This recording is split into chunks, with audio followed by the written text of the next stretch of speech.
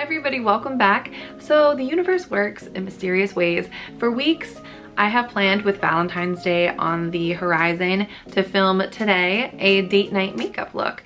And yesterday my husband surprised me and let me know that he in fact planned a surprise date night for tonight. So that's super exciting. I'm actually doing the makeup for the thing that I'm doing on the day of the thing. I'm excited. I don't get out much. So I wanted to do kind of like ballerina tones today and kind of do a pretty little shimmery pink date night look. Now for me, date night is not the moment to do anything like super experimental or crazy with your makeup. If you want to, obviously go for it. But if I do that, date night turns into late night and I'm late for the date and it's just not a good way to start off the evening. Alli's life hacks. I honestly couldn't help myself. I pulled out some products that I thought would be really cute for a Valentine's Day look based on the color and also the packaging. I don't know, like I said, if I'm going to be using all of these things, we'll see. These little Kaja heart stamper blushes are so cute. I did recently get some of these one size products in the mail and PR, and I thought these would be fun to just try out.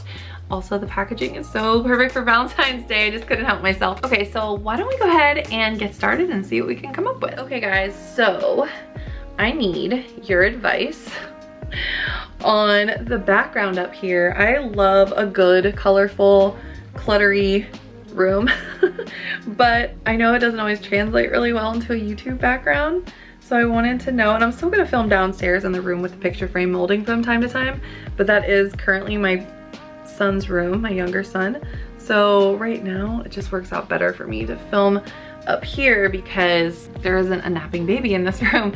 So let me know, what do you guys like? Stuff on the wall? Not really. I'm a stuff on the wall girl myself, but I know not everybody's into that. So first I'm gonna start off with the little setting spray application technique I talked about in my last foundation routine. And I'm brushing my MAC Fix Plus all over my face in downward motions with a brush. So next I'm going to try out this one size Secure the Blur Makeup Magnet Primer. It's supposed to really even out texture and be super blurring while gripping onto your makeup. So I'm just going to take a little bit of that. I do feel like it's really blurring out my pores a lot, like super noticeably. It is crazy. Wow. It is a bit of a thicker primer, so I don't want to overwork it into the skin. So then next up I have another one size product. This is the Turn Up the Base BBB Cream Beauty Blur Balm, and the shade that I have is Fair 3, Fair Golden. This is really cool because it is a tube, but it has a little flip top on the one side. I was playing around with it last night. It looks like I was using it a bunch already, but I really was just sort of checking out the packaging. Oh, this is a more of a whipped, like almost thicker cream. This is not what I expected. So again, this is supposed to be very blurring and address any texture and leave you with buttery, bouncy, smooth skin. Honestly, this is really a unique finish. It's sort of giving me a cloud skin type of look where it is that buttery finish, but it's also kind of very airbrushed and like slightly matte. Usually a BB cream is gonna be sort of hydrating and glowy. I think it's kind of cool that this one is giving a bit of a different finish. I'm going to go in with my NYX Beauty High Fidelity Pink Color Corrector.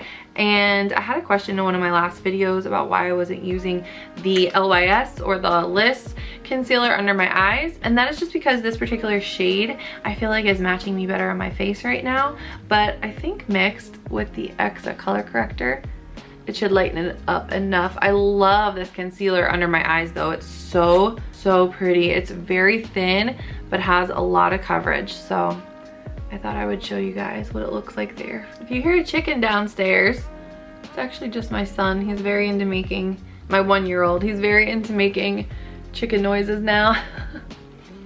Okay. I'm gonna go back on this and say, I don't think I'm into it because after applying that concealer, things got a little cakey. Nope. I don't think it's this. This is beautiful. I think it is the primer because historically primers never look right on me. I don't know why today of all days I thought it was gonna be any different, but I wanted to show it and try it out for you guys.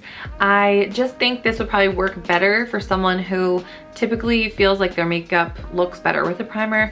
For me, it always ends up looking really cakey and the foundation doesn't quite sit right on top of it for some reason. I honestly think it's just my skin.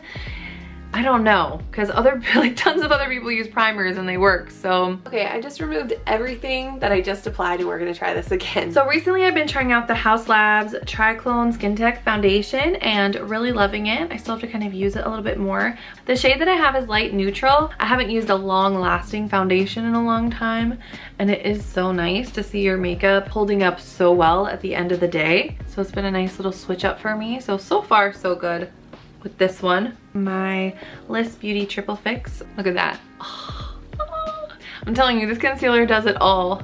So I'm just using my trusty Saie Sun Melt. I saw Patrick Ta, I don't know where he was, some kind of fashion week or something. I don't know what was going on. But he was using a really full, dense fan shape brush like this for someone's bronzer, and he sells that brush and I've seen a lot of people using it. So I pulled out this NYX one because it's pretty similar. Because it is flatter, you can just dust right over your nose and the front of your cheeks really easily. Just gonna pop it right here in the brow bone and then just go right up over my eyebrow and pull it through. I think I'm actually gonna pass on the Valentine's Day inspired blushes that I had pulled for this because I want to show you guys this one so badly, and this is the perfect color for this look that I had, that I had in mind. This is the e.l.f. Camo Liquid Blush in the shade Very Well. Usually just do a dot like that. And watch this. This is crazy. So at first, it feels like it's not gonna blend out, it's kind of sticking on. And you're like, oh no. And all of a sudden, out of nowhere, like out of literally nowhere, you have the prettiest blush color. And it just is so, look at that, it's so airbrushed.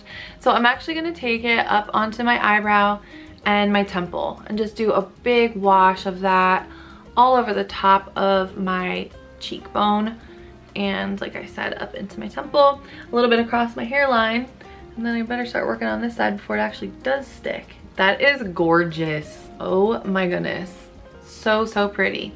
So, not done yet. So I did in this little collection, because I feel like the Kaja ones have been out for a while. I recently got sent these Purlisse Blush Glow BB Cheek and Lip Cream Blushes and Lip Colors. Look at this color, you guys.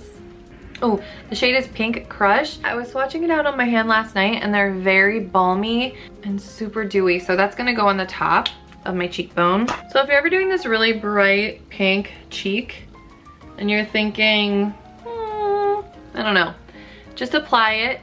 Don't worry.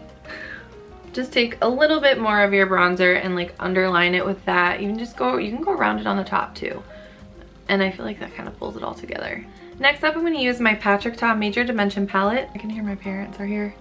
They just pulled in. Okay, let's wrap this up. I'm taking this shade here called Legendary. And we're just going to do what we do with those kind of colors. Pull them right through the crease. First, I dab it in the outer corner just to get any excess off. And then go through like this. My dad is yelling, anybody home?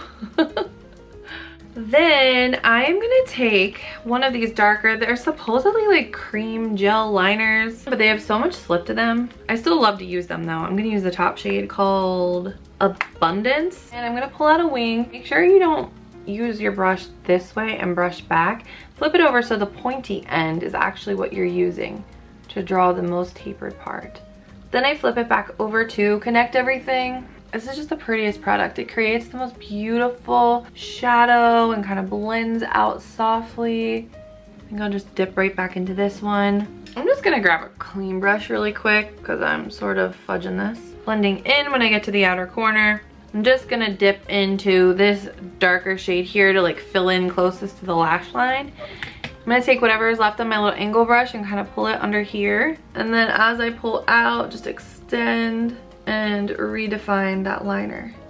So next I'm gonna dip into this Colourpop shadow. This is so pretty. This is the Ladybird Super Shock shadow. It says Ultra Glitter. I'm not much of a glitter gal these days, but this one was sort of a nice cross between a glitter and a shimmer. We're just gonna redefine the lash line with that same, oh, it's actually called Lavish, not legendary, sorry guys. I'm actually gonna take this Hourglass Blush and Iridescent Flash, just for a little like more pink in there. Just re-tight lining using my Colourpop Cream Gel Liner in Sunnyvale. I totally forgot that I still need to powder. Should I use this? the One Size Turn Up the Base Versatile Foundation Powder in the shade Fair 4. I don't know, I think that looks a little light. So this is the One Size Translucent Powder. Yeah, I'm just gonna try this one out for the first time. Using a little poof, I have got these poofs from Amazon. Whoa, that looks so good under the eyes. Look at my under eye compared to this one. That is crazy. That is really pretty. So this is the Ultimate Setting Powder in the shade Translucent. It is a super fine 14-hour long wear blurring setting powder. That is nice. So love this. Have you guys been trying the lash curling thing I talked about in my foundation routine? I'll link to that video down below, but if not, you should try it. I'm gonna go in with my Saie Glowy Super Gel in the shade Starglow. I like to go in like a half moon shape on my forehead, nose, Cupid's bow. I'm gonna tap it in my inner corners and kind of brush it upwards. So this Too Faced mascara that I tried in my Pro MUA recreation video that I posted is so good. Like, I've used it a million times. It was so long ago. It's the Better Than Sex mascara in the shade Chocolate. It's almost like a soft powdery look. I feel like I can just build and build this one and it never gets like too chunky or spidery. And I've been loving this brown color. I'm gonna go with Makeup Forever Artist Color Pencil in Anywhere Caffeine, just because I don't really need it to be a specific color. I just want more of a shadow and a soft contour. I think I am gonna go in with this Purlisse Cheek and Lip.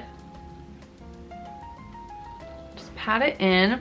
Okay, I love it on the cheek. It's not doing quite as much on the lips, although it is pretty, but I'm actually even just gonna go a little bit more. I know that's crazy, right? When we first applied it, it looked so intense. I like how we're all just back to doing our blush how our moms did it in the 80s and 90s. The Lys Speak Love Glossy Lip Treatment Oil. It's not gonna change the color, just add a ton of like voluptuous shine. I didn't even notice that my little light turned out back there. I was wondering something looked weird in the background. I'm loving this. I check my teeth. I absolutely love this look so much. I'm not gonna lie, I was a little worried this would be a little too boring, a little too been there, done that, but I honestly really love this look so much. I think you really have to go for it with the pinks with something like this, because otherwise it can just sort of fall to the background. So the layered up pinks on the cheek, the little bit extra product on the cheek, on the eyes. I'm glad I tied it in on the eyes as well too. Whatever they are putting in this product here is magical, because that combination of that color with that finish, it is like so slick and shiny. And I think a light pink color like this has a tendency to kind of get sort of too precious and a little powdery looking. So I think that really hydrated look, that finish combined with that color is something, it just feels like something special. So I hope you guys enjoyed this and got a little inspiration for either your Galentine's Day or Valentine's Day or just any day. And thank you all so much for spending some time with me, and I'll see you very soon in my next video. Bye.